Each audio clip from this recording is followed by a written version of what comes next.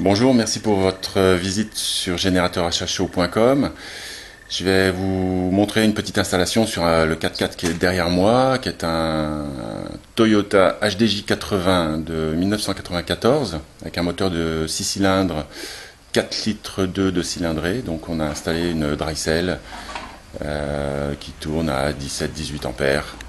Alors on va ouvrir le capot, on va vous montrer l'installation. Donc voilà, le capot est ouvert. On va s'approcher, on va voir les différents éléments. Alors la cellule, on va pas la voir beaucoup, elle est là-dessous, bien cachée.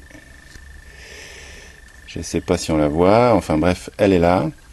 Ensuite, on a ici le réservoir avec l'eau et l'électrolyte, le buller. Voilà. Donc on voit que c'est pas bien compliqué. Bon, évidemment sur un moteur comme ça, on a la place de tout mettre.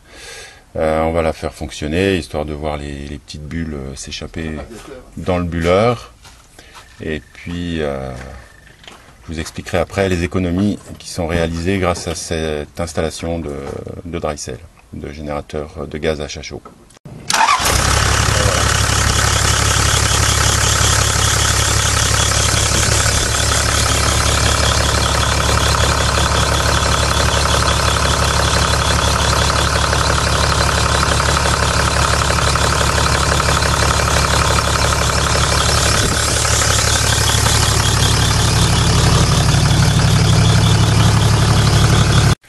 Donc ce véhicule, avant d'installer le système de production de gaz hydrogène-oxygène à chaud, consommait 19-20 litres au 100.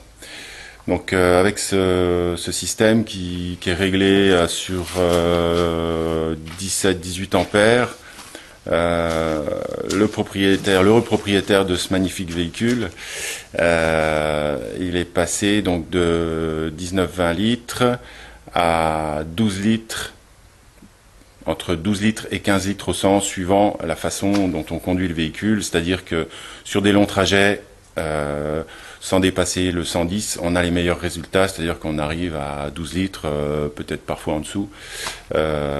Et puis dès qu'on tire un petit peu dessus, on repasse au-dessus, c'est-à-dire entre 12 et 15 litres au 100, suivant comme il est chargé, suivant la vitesse où on roule. Voilà. Mais enfin, ça représente quand même entre 20 et 35%. Voilà. Et ben, si vous avez envie de franchir le pas, n'hésitez pas, renseignez-vous sur le site et puis